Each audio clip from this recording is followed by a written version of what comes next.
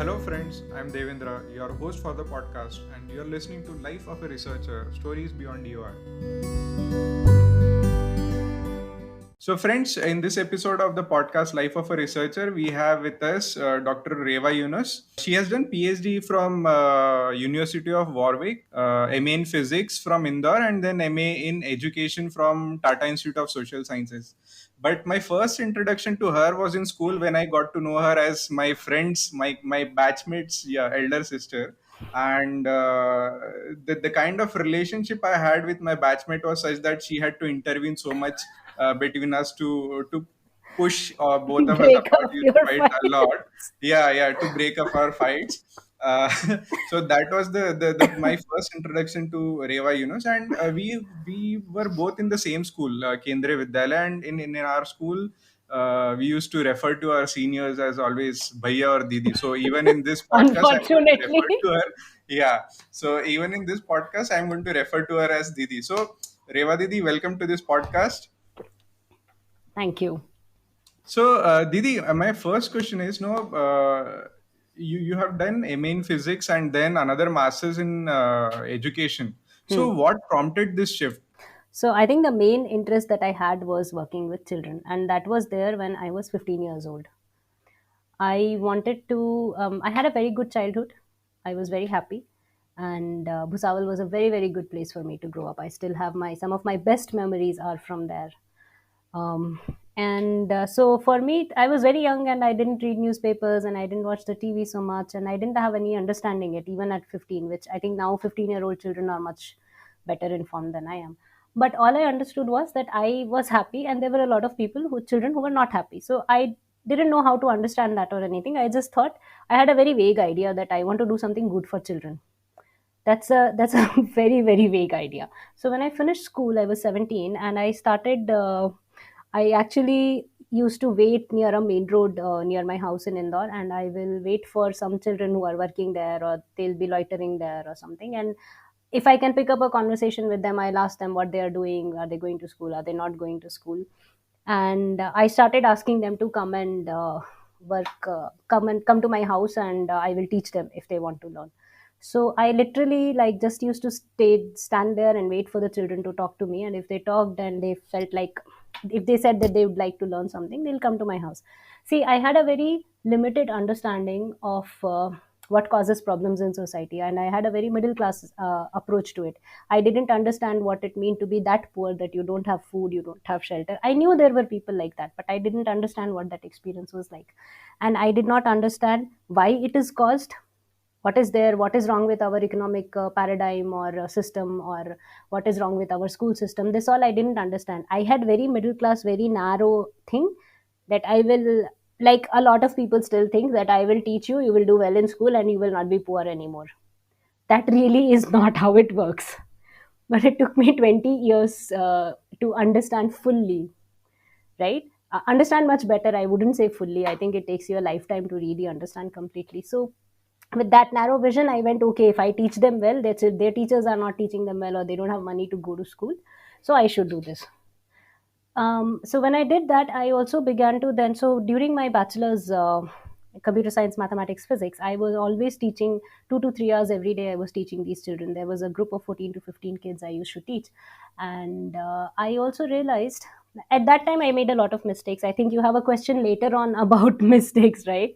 That was one of the mistakes, Devendra, that I tried to help them without understanding things from their point of view. I went with this great attitude about myself that, oh, I will come and help you and I will come and teach you and you will have an awesome life without understanding how the world works. That is a very bad way of doing things. It's not like the children didn't find anything useful in it. I met some of the children later, few years later, and their lives hadn't greatly improved, but they really appreciated that they were able to read and write. That was important to them in their everyday life. So it was both. It was a good thing for me, it was a good thing for them, but it was also very good example of how middle class or elite people try and go and tell poor people that, oh, we will tell you how to live a better life, or we will tell you how to get out of poverty, right? And we talk as if now I have written a paper which will be published, I don't know, maybe in the next month or so, about how poverty and education, the relationship that we understand, is not how it is. It's far more complex. Poverty, it's not just that you go to school, you do study well, and you will not be poor anymore. Mhm. It's not as if poor people don't understand that. That's the other thing. Everyone thinks that we have more money so we understand life better. That is not true. That money doesn't really make you a smarter person. A poor person's understanding of poverty and their own experiences of why they are poor is what we need to listen to them, rather than just going with our ideas. So anyway, sorry, I've gone off on a tangent. So I was teaching these children, and my interest was that, okay, first I just thought I'll teach them. Then I realized that so many children are not in school. So that was the first time I started asking questions to myself. Okay, why are so many children not in school? And if they don't have money, it is not their fault. And a lot of people blame poor parents. That is another great thing that we still have in this country, that poor people don't care about their children's schooling. That is another huge myth. And so I didn't think that. I was also meeting parents, talking to them. They were very, they even, I still remember, Devendra, I will never forget that woman in in my area itself, my colony itself. There was one very old woman, and she used to live in, this kacha, what we call a kacha makan, right, with just made of Mhm. bricks, not even properly plastered and all. And they were guards in a building which was being constructed at that time. And she had two grandchildren, and she said, when I asked her, will you send your children to me, for I will teach them, she was almost in tears. She was very happy that somebody was willing, but at that time she thought I will charge her money. And Mhm. she was literally like, we will give you this much, we can give this much, we will they give and all that. Then I told her that, no, no, I don't want this money, and just send the children, I will teach them. And the thing is, she couldn't believe that. Okay. And at that time, I think, I don't remember, it's been 20 years now, but I think I felt good about myself. But now when I look back, I can see so many things I got wrong.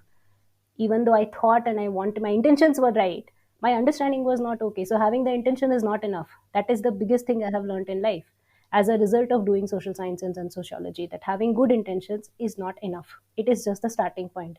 You need to understand what people are going through, and you have to understand it from their point of view also. So listening to people whose lives are very different from us, that is really important. If And listening to them in terms of what they think, that will help you. I was going with just my ideas, right? So so that experience of teaching children during my BSc helped me ask more questions. So, Mhm. and there was a lot of construction going on in that area. That area was newly developing at that time, so there were a lot of vacant plots, and so there were a lot of construction workers children there. And I remember I was doing my masters in physics, and during my MSc I couldn't focus on my quantum mechanics and my atomic and molecular physics, because I was watching the children, and I was like, oh my god, what the hell is wrong with our world, that we are not bothered about these children, and Mhm. people were not being nice to them.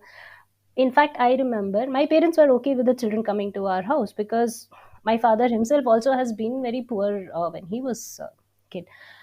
Not that poor, but still quite poor. So we didn't. And the area where my grandparents used to live, my father's parents, in Indore, that is the older part of Indore, and it was very mixed. And we didn't have a very fancy house and all that. We ourselves lived in a very big but a kacha makan, like it was not properly plastered and constructed and all. So my parents' attitude was different, and our neighbors started complaining that if you allow these kinds of children to come, it is not safe. They will steal things. They will enter other people's house, and also I had to take personal responsibility. Several times I promised that, no, it is my responsibility. All of these 14, 15 kids who come to my house, they will never create any problems for you. But that was the attitude of a middle class set of people towards poorer people, that automatically from the beginning there's a lot of suspicion that because someone is poor, they will not have good moral values. That Hmm. was there. And that is, in a way, little bit of that is reflected in our school system also. In fact, education, if you look at the history of education across countries, there is a certain moral element to it, that we will make people better people. But who Mhm. are the we that are deciding to do this, and why they have so much Yeah. trust? Nobody asks. But there is this thing that, oh, and particularly for poor children. So it was horrible. And so when I was doing my masters, I thought, okay, I have this question and I don't know how to answer this question. Why is this happening? Why is the world like this? That was again a very vague question. So I thought, okay, Instead of doing this, if I want to help children, I should do some degree which actually trains me properly to do this. So I actually went to Nirmala Niketan College of Social Work in Bombay in 2006. So I finished my masters in physics in 2005. I went to Nirmala Niketan, but from 2002 onwards I had been very unwell, and I had faced a lot of gender and other discrimination by doctors in Indore. That they will say that, oh, you have fallen in love, that is why you have lost your appetite. I had thyroid issues, I had anxiety issues, and our family was going through a lot of financial and difficulty and a lot of emotional difficulty because all my grandparents were falling sick and all that. So they told me that I had very kind of movie like symptoms. No, I couldn't breathe properly, I couldn't eat, and I couldn't sleep. My doctor literally did not order a single test. They told my parents that she doesn't need medication, she needs meditation. In life, these kinds of things happen. I was 19 years old, Mhm. second year BSc student, and instead of diagnosing, trying to find out what's wrong with me, they said that I had all these other problems. So it was very strange. My parents knew me very well and they were very supportive. And I will have hideous headaches. I will be sitting there with 10 children for 2 hours in my head. I will have a splitting headache. And I went to some 10, 12 doctors. I had very curable things. I had acid reflux issues. I had higher levels of anxiety because of what my family was going through and financial stress. So I was also by the way, I was taking paid tuitions also to pay the bills in my first year of BSc. So I remember I was earning 2200 and 1400 was going in phone bill, water bill, and all. I will go and pay the bill itself in the office. I didn't have a two wheeler. I spent my entire BSc first year with like three sets of clothes, and I heard a lot of rubbish from my classmates for that. So, if for your background you hear comments for my appearance and everything, I will hear comments. I because I didn't have an older sister, and my mother was not at all into like appearance and everything. I had no idea, and that makes such a lot of difference to a young college student, right? So it's like you don't know how to dress, you don't know how to look good, nothing, and you don't have money also at that time. So all these things were happening on the personal front, and on the work front, I was increasingly dissatisfied that this kind of education I have got is not helping me answer the questions that I have.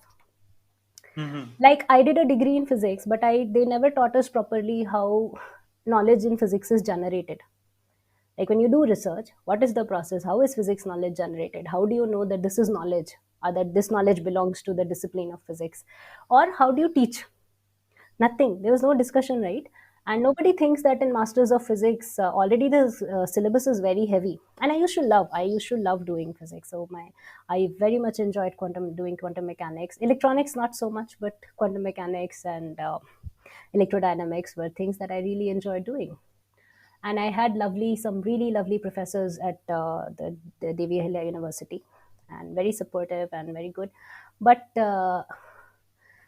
I was very unwell at that time, and I was very confused because of the questions in my head. So I decided I'll go and do social work. I'll train myself in social work so I'll be able to help children properly.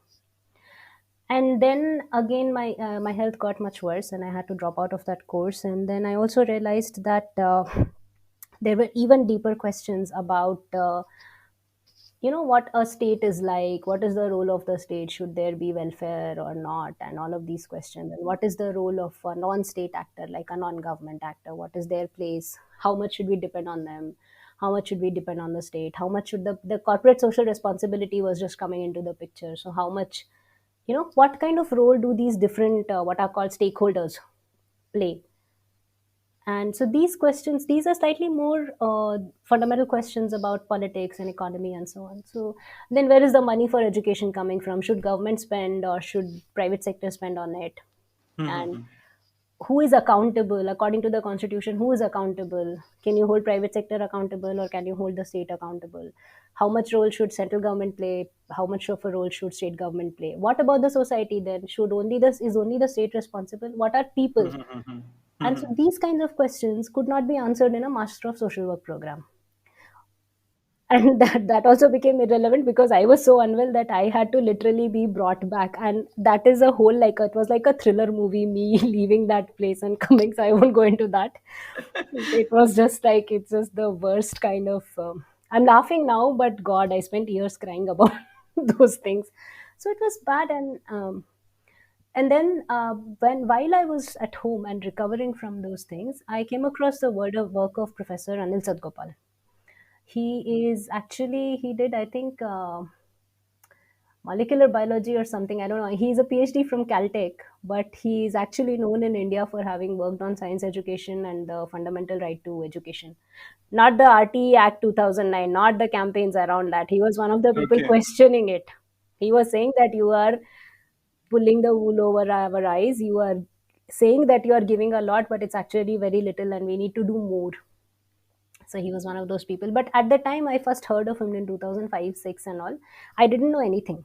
I just had questions, and in 2006 I attended 2007 also I attended some talks and all that. And I got in touch with him. I said, okay, you are doing this work, I'm interested in it, what can I do? So he said, actually, if you know Hindi and English well, can you translate some stuff for me? So my initial Uh, experience was, I think he did pay me, but he also didn't have a lot of money, great funding from some international funding organizations and all. So I did some translation work, and I did a lot of research, online research for him. He was going to go visit the state of California in the US, and look at the school system there, because the United States just does have a huge state-funded public school system. And he was going to go on a visit, so he said, "I'm going there, and can you do this work on me? And can you find some make some notes for me on neoliberalism and neoconservatism and how that has shaped education?" So in my head, I was going, I don't know what these things are. And then so I started my research there, and I put together notes, and I looked at what the basic question that he and I both were interested in, which was the only thing I understood, is why is access to education unequal? That some people have access, some do not have access. And then once they get into the school system, why is the school system itself so differentiated? That at one level you are getting Doon school kind of education, and one level you are getting some non-formal. In MP we had this education guarantee scheme and so on, and it's a very non-formal system where, so you won't have proper buildings, you teachers won't be paid well. And so the way the systems, the schools, different kinds of schools worked was very different, and I began to understand that because of all my work with children, and I when I went to Nirmala Niketan and so on. So I had these different set of questions to answer, but I it still took me 2 3 years to fully recover and be back on my feet, and it took me even longer to start like a full day of work, and like, and how much you expect an adult to work and have like a proper life. It took me a long time. So in that time I spent all my day reading. I read a lot of Frontline. I used to read the Helka and everything, to understand what our political situation and economic situation in India is like. And then because of Anil, I found out about the MA education program at Tata Institute of Social Sciences, and I went there. And after that, my life completely changed. One more thing I'll say is, because I pointed out so many things I did wrong when I was working with the kids, I'll tell you two good things I did. And it also tells you how many nice people are also out there. One of my father's friends, who was a doctor, he and his wife lived at the other end of the city, but they actually agreed to come and do like a chat with the women who were interested in figuring out food and all for their children, or education. Basically they wanted to see ki, okay, if the children are struggling or whatever, how can we what can we do to make support them in learning and all that. So these people agree. He and his wife came and talked to them, and they also agreed to give them like a eyesight eye check for low eyes, what is it, myopia, hypermetropia kind of thing, because couple of children had those headaches and so on. So we arranged that. Then there was a local dentist in our area who uh, agreed that it finally didn't happen for a completely different reason. Some of the children went away for holiday or something, and then they didn't come back for some time. But there was a dentist who basically agreed to give them a free dental checkup, and she didn't know anything about me. Hers was like the first dental clinic I saw. I went up.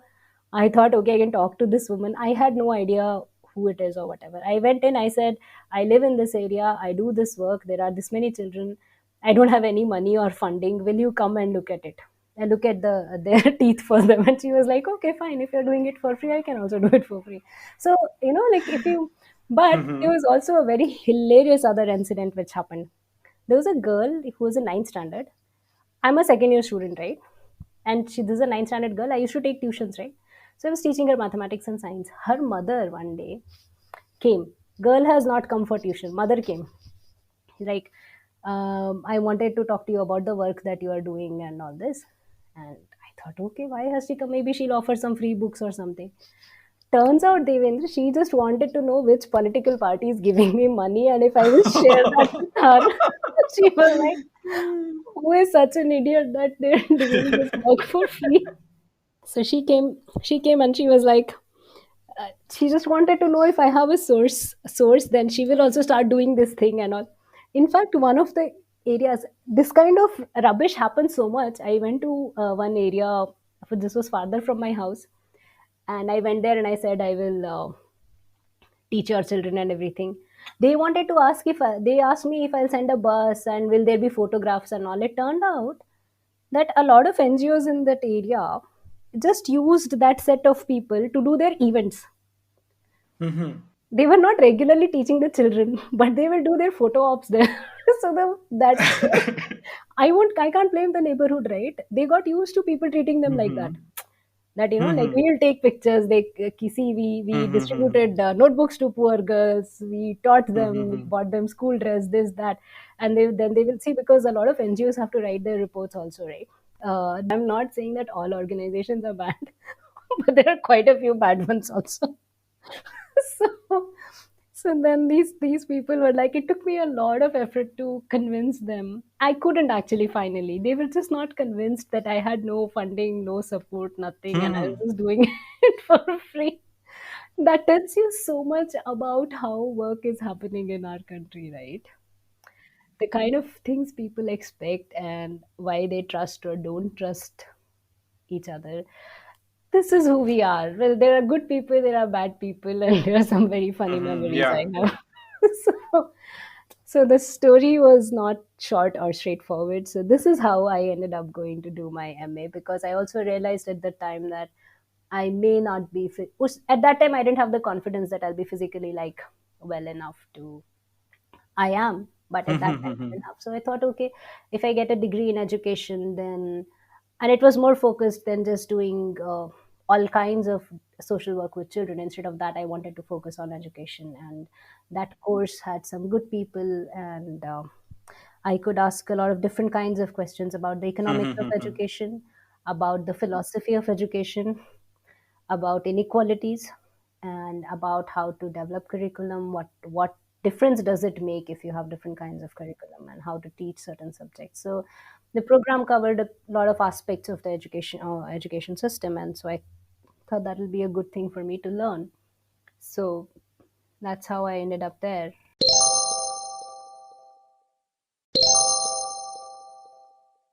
So now coming to the PhD in sociology, which you did from University of Warwick.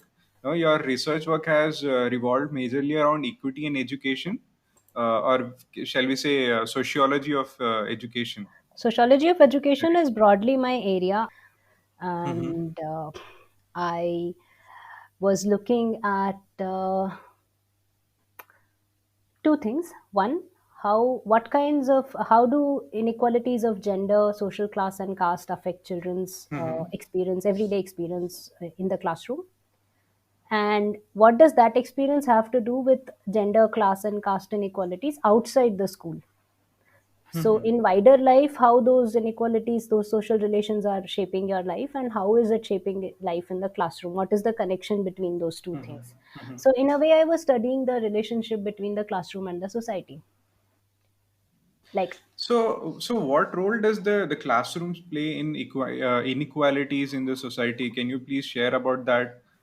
I can give you some examples from my. When I did a research on equitable healthcare, when we said why doctors are not going to rural healthcare setup, they said we Mhm. have studied, but what about our children? We don't have schools in rural areas. Exactly, exactly, So this question becomes quite important. I mean, the education and equality. exactly. Because if the responsibility is on teachers that they have to teach the children properly, but I can tell you women teachers were really had really sad stories of having tried to work in rural schools in Madhya Pradesh. They had no accommodation, no transport, no safety, security, anything. And they had health issues. In fact, even though my mother didn't teach in state government school, she taught in a central school. Even she struggled initially because of bad accommodation, and it affects women's health. If they have very young children, it affects the children's health. So I was affected also. And these but my mother's story was still, I think the women in the state government schools suffered far more. That then, and see, when you're in bad health and when you have a bad experience of a system, that is going to affect little bit your work too. But they were still the teachers that I met, most of them, not everyone, but many of them were also trying very hard to do their best with the students. So I think when we talk about the problems with the system, we have to really remember that the system has many aspects, and teachers' work is only one of the aspects. It's most important and it's most visible. Like, what do you see in a school? The most visible thing, they are the people at the front. Like, they are the ones you're seeing them. Hmm. So Yeah. all the responsibility goes to them. But what is important is, like, state schools don't have landline phones. They Hmm. don't have proper internet or copier or anything. Now, in a central school, will you ever see that? Will there be a central No. school which does not have a landline phone? Support staff, whether it is clerical or whatever, you need support staff. You need internet, copier, everything. You need proper. So the school where I did research was, the headmaster was also very devoted to, very committed, very honest person. He cared a lot that he should do as much as he can for the school. I think the inequalities, the kind of things that happened in the classroom happened also because, the things that I didn't understand because I had not lived that life and I had not seen the world from that point of view. When I started teaching underprivileged children, I didn't understand their lives that well. So that happens with teachers also. If your life is a little bit different, actually very different. These children are like the children of vegetable vendors and construction workers, and their parents are at the I think the most I saw was that two children whose fathers were, one was a constable and one was a postman, and those were the only government stable jobs that they had. Everyone else had very unstable jobs and all that. So Hmm. now what is happening is that a teacher is already dealing with all kinds of other problems, and then there is also a distance between their life and this child's life, right? Hmm. So this is something I've seen a lot, that just like I didn't understand in the beginning, the teachers are also not able to understand what the child's life at home is really like. And Hmm. it's, on the one hand, it's like direct deprivation, like food. There's no food, there's not enough food, there's not a big enough house for three people or four people to live Hmm. there comfortably, or there is no electricity, and those kinds of, that kind of deprivation is there. But in addition to that, there's a lot of stress because life is extremely uncertain, Hmm. and everyone is working very hard. I interviewed parents, I interviewed the children. Most people are really working like crazy. Parents are working 10 hours, 11 hours, they're working two jobs, they are working on weekends, they're working very hard, and most of them are working for the children's education only, because they know Hmm. that after 8th standard there is nothing. And even when education is free, you still, like, they're giving 400 rupees for two sets of uniform for one child. There was one guy who was so tall that that money went into just one pair of trousers for him, Hmm. right? So for a person who is earning 5,000, 3,000 in a month, there was a woman who used to stick labels on steel vessels. So she was earning 3,500 or something at that time. And if she has two children, how is she going to get additional money to get school uniforms for her children? So these kinds of things are sometimes, not every teacher understands. Many teachers don't understand some of these problems. And I think, maybe, I don't know, I have not done comparative work, so I don't know, but it's also like, in cities, the teachers are living somewhere else, students are living somewhere else, and you don't have any understanding of any idea of what their life is like. The children had to ride bicycles long distances to go for buying groceries. So this discounted ration, and then there also the guy is trying to cheat them out of their share of the month's ration. So all of these things that we used to actually show till 70s 80s Hindi movies, that's still happening to those children. Like, we are not talking about it now in movies, but the things are still happening to the children. Mm-hmm. So what does all this do to their levels of energy and their motivation for studying and all that? So the children want to study and they're trying, but then you look at the quality of the Mm-hmm. textbooks.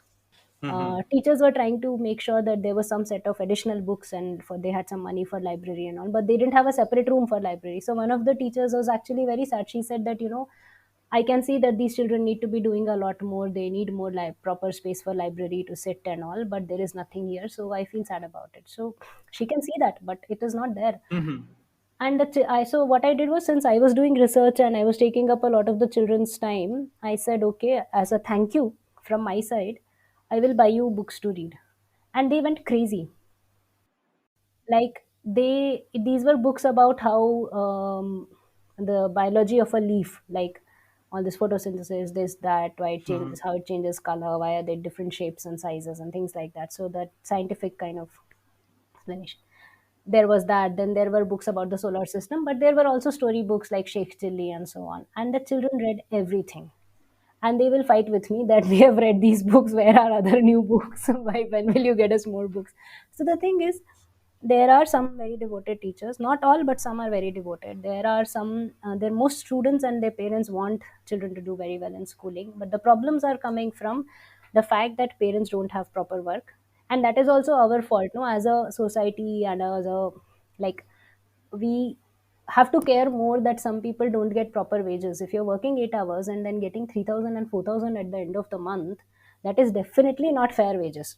Yeah, so the different states, different kinds of problems are there. And so how much salary are informal workers getting? How much should they get? Are they getting paid properly? Are they getting any leave or something? Children have to carry a lot of burden when their parents fall sick. So husband and wife had both fallen sick, and the son, who was some in 9th standard, 10th standard, so they had to pay fees. So when both parents fell sick, he had to leave school and go and do work. Mm-hmm. Parents Yeah. didn't want that, child didn't want that, child was actually a very good scholar and all that. But so these things, so these are the things that students, children, teachers also need to understand. And then there are other things like, all the girls were saying that, the word they use was samaj. That's like their community within which you can marry and things Mm-hmm. like that. Mm-hmm. They were saying that wherever our samaj people live, we have more people monitor our activities, how we are dressing and all that. And if it's just our family and other families are from different communities, then they don't bother us, they don't keep an eye on us. So now what is happening is, this is a very important point, which is something I also understood only by doing, after doing research there. Parents, if they don't have enough money to survive in the city, they need to Mm-hmm. depend on their family members, siblings, Mm-hmm. cousins, and all that.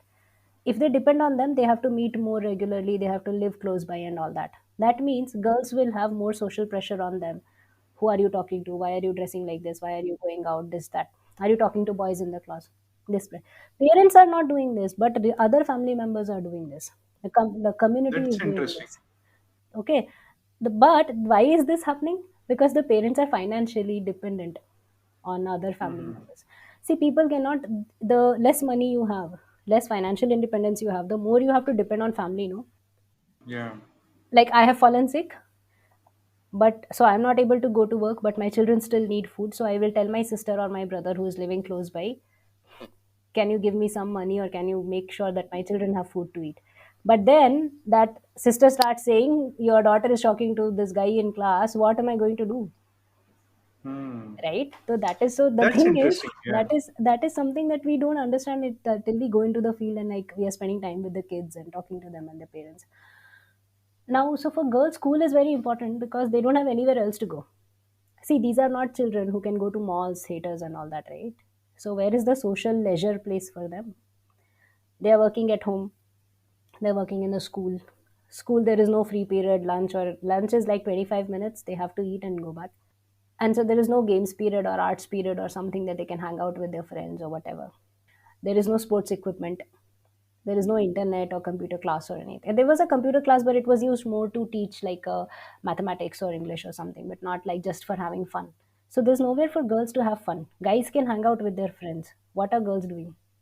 And also because in those areas where poorer people live, police also has to do its work better. No, they have to make sure that, so the girls are very aware that because of their class status, their area, it's not that the people are worse, it's just imagine in a middle class society, if nobody cares what law and order is there, will we all behave so perfectly?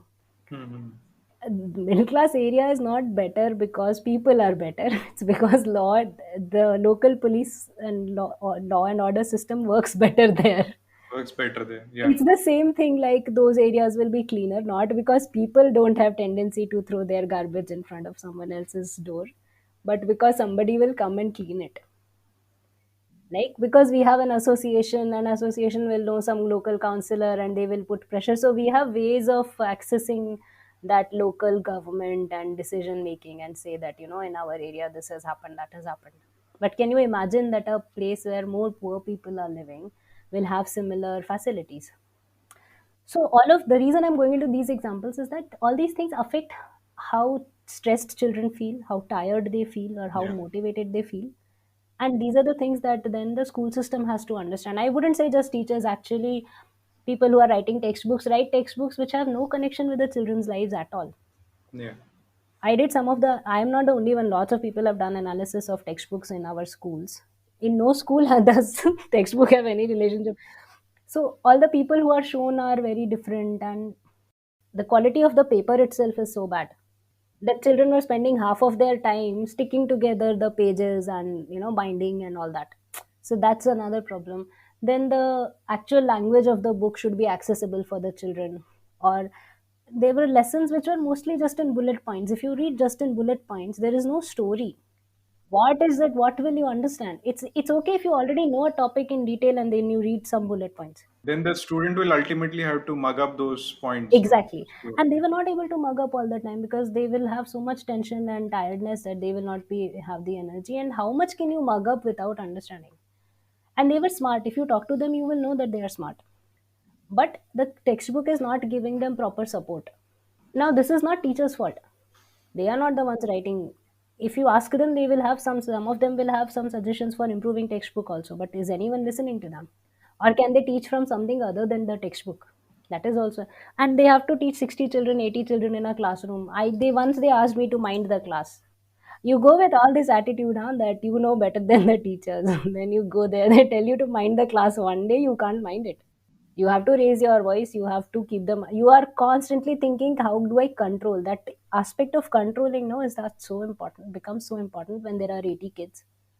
It's not that, in some ways some of these things are not the teacher's fault and they are not the children's fault. We are giving a system which is like, just can't give them proper support. If you, some of those teachers were so committed, if you gave them 10 or 15 or 20 children, they will do great things with those kids.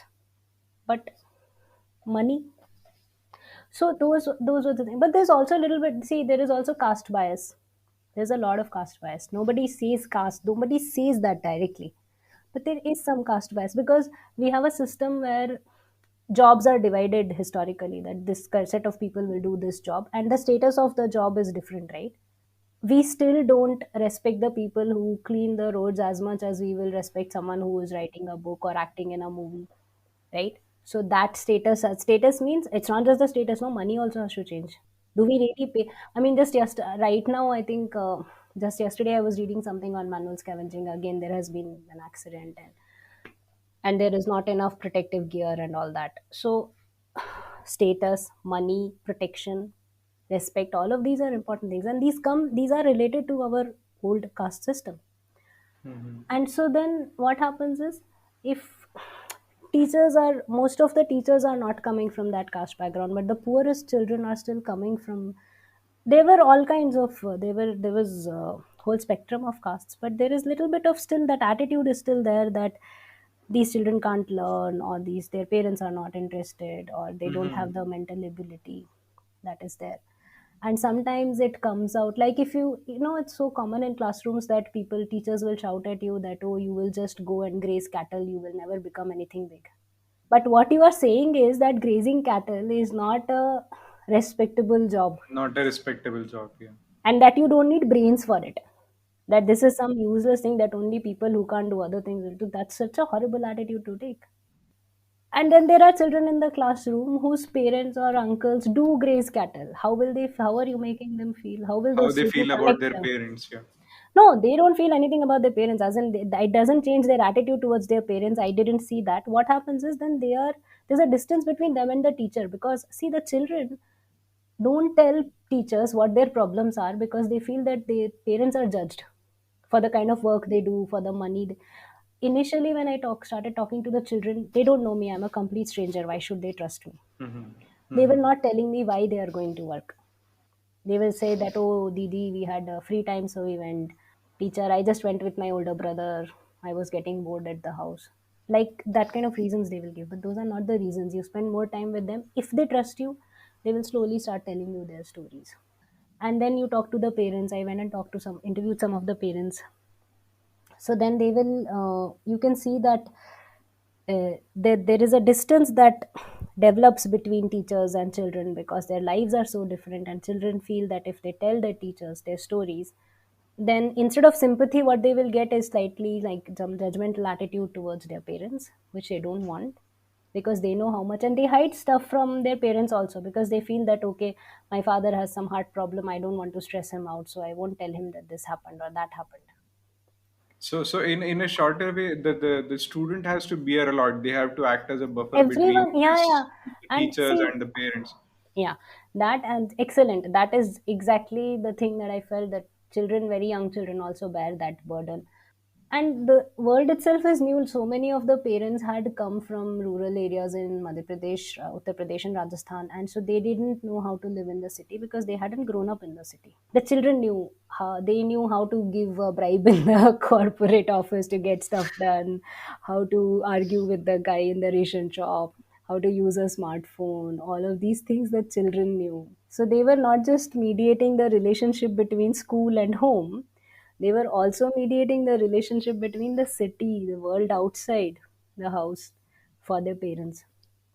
And I won't go into parent stories. They've been through so much work and such horrible conditions, whether they have how they have to sit, how they have to wait for money, they can't be sure of anything. And like I still remember how stressed out the parents looked. Some one kid's father, he himself had been working in an oil factory manufacturing unit there for like since he was 15, 16 years old.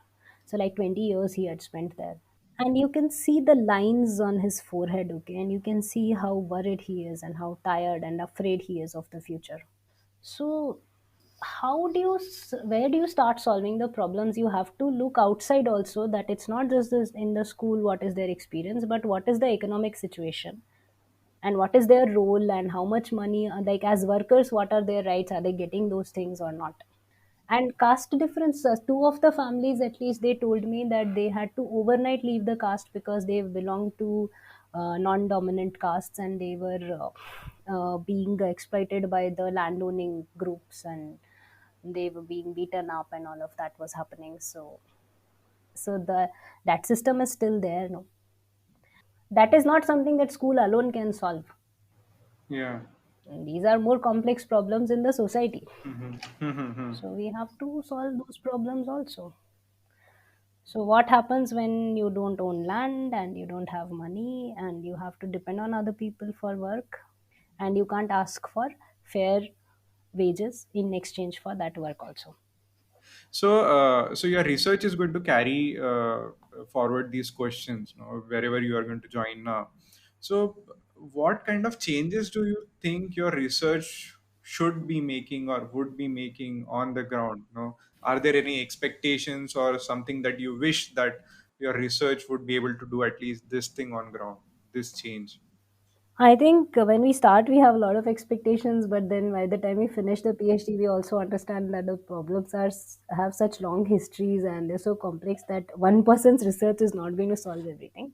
But one thing I hope, and that's why I try to write in both Hindi and English, and maybe soon I will start writing in Tamil also, is that the understanding of, so these children belong to very poor families, but what is the understanding of the middle class and so on, these all these people who have more power to affect policy decisions and so on, their understanding of these children's lives should, if that is affected little bit because of my writing, I don't mean like academic books and papers, but when I write in some other forum, like, then I hope that, that kind of thing reaches more people, and hopefully that can, that is one thing. But the other thing is, I also I'm writing the stories of children, of how they negotiate this, how they survive despite this, what are the efforts that they make, and that should also make a difference in overall our understanding. But also those people like that, when they read those stories, they will also, I think, um, in a way it sort of shows that their struggles are also valuable and important, and people should know about that. So that is there, because sometimes I interact with students who themselves have gone through those kinds of struggles and they have reached college level, and so it's important for them also to read those stories, that they're that is important. And it is important for the rest of us who don't have to struggle so much in school and in life, to understand, to value those people, and see what is it that we do in our life that reproduces that same kind of problems for a set of people all the time. What is it in our, in, so supposing, it's not just our attitudes, we have to also question how we look at others. So it's a, I think in sociology in generally, what you try to do is, um, get people to think. If you write a story based on the research, it should make someone think about their relationship with different groups of people in the society. What is their relationship with other groups of, who are a little bit different, maybe in terms of money and resources, or they're different in terms of religion or caste or gender, something like that. What, how do we relate to them? How much do we understand? How do we think about them? What kind of stereotypes are there in our heads? And in what way do our actions affect their lives, and in what way do their actions affect our lives? Though that is something that I think in general sociology is what, that is what it is trying to do. And so in that sense, research also should, but what I have tried to do is sort of write in Hindi, for example, because I did research in Madhya Pradesh, and more people speak Hindi than English, speak and read and all that. So what I've tried to do is write from teachers' point of view, what kind of situation do they work in and all that, write from children's point of view, what kind of things they face. And then I also write a little bit about the researcher herself. So what are my prejudices or biases when I go in, and how does that change? What have I learned in all of this? Where was I wrong, and where have I changed my attitude? So those so for from these three different kinds of perspectives, I'm trying to present these stories, and I hope that then that way it will change. Research also is a way of, I would say it's another set of stories, and you're trying to tell those stories in a different way from a different place, and say that how does this contribute to our collective understanding of society that we live in. And so I don't think it's I mean, in terms of status, I don't think it has more status than other kinds of work that people do for education or anything, or it has lower or higher status. I don't think it's that. I think all of us who are trying to study social institutions or social relations are trying to understand what is happening and why. Okay. So Didi, I'll finish this. We'll come to end of this podcast with just one question. So Hmm. you have seen your parents teach in the school. Hmm. You were studying in a school where your both of your parents were teaching. So what are the values, or what are the things you are still carrying with you, which you have got from them? I think the one of the most important things I learned was, um, to be really open to accepting your mistakes. Like, if you think that you have Mm-hmm. misunderstood a person or a situation, and whatever, like, where you've done something hurtful to somebody, or whatever kind of mistake it is, but you, and how do you to accept that mistake, to acknowledge that you've been, that you're wrong, and then to learn from it and not repeat it. That's something really important I learned from both my parents. And one thing that my father taught, I, because schools are also very competitive, and I don't know, maybe it was a personality thing that I had a problem. I don't know. But my father taught me that you don't compare yourself with other people. What you compare is what was your starting point, what were the things you knew, or what were the resources you had. And then from that, how far have you come? That is the way you should measure your Hmm. success or growth, not even success, just growth. And instead of trying to compare with other people. And that is something I have found very useful when I've struggled in my PhD and after that. And things have been very difficult because I had, when I switched from, actually, my mother was not a social science teacher. My mother was a language teacher. She Yeah, taught she social studies science when Hindi. Yeah, there were no other. The reason I'm making that point is yeah. I didn't have, my parents didn't know what to do about a PhD, how to apply, where to find information. I didn't even know what SOP meant, statement of purpose. The first one I ever wrote is a joke. So the thing is, I also struggled because we didn't have the kind of network to where somebody will tell me how to do these things, and we went through a lot of financial difficulty when I was in college and Ramesh was in college, and throughout all that, so I was struggling alone and I was struggling without much guidance. So it took me longer to finish things, and a personal cost I would say I have paid in switching from social work to social science and so on, and following something that I truly believed in. The biggest personal cost for me was time. Hmm. My life has progressed so slowly since I left school. Everything has taken longer for me than it would for other people because I was doing something that nobody in my family had done. And I was always very careful, who should I work with, who should I not work with, and where should I get apply and so on. So when you try to follow, that is the one thing actually, and you didn't ask me that question, but I'll just say that if I am doing a podcast, what I would want to tell people is that if you're going to try and do things on your conditions, you should be very willing to pay a huge personal cost. It could be time, it could be anything, relations, whatever, but there will always be a personal cost if you want to do things in an unconventional way and on your own conditions. That I believe in this, I think this is the right thing to do, so I will do this. And you should be willing to make a lot of mistakes and accept that you made them. Yeah. So that's it. Okay, so Revati, thanks for being on this podcast, and it was such an interesting talk. Interesting talking to you, and especially getting to know about the nitty gritties of the education system and what goes around inequality and education. And wish you all the best. Thank you. Thanks for having me. So, friends, this was Dr. Eva Yunus. Today, if I had to go home with one message from this podcast, it would be that education has a great role to play in eliminating inequalities in the society, but the society itself has a greater role to play. Our small efforts, as small as looking at people from lower socioeconomic class as humans, can make a huge difference. So, today I would leave you with one simple question: what is that one small effort that you will make to make our society more human and equal? Think about it and let me know through your voice messages. I hope you enjoyed this episode of the podcast Life of a Researcher. So, friends, I'm Devendra, your host for the podcast. Keep listening and goodbye until we meet next time with stories from one more researcher. Thank you.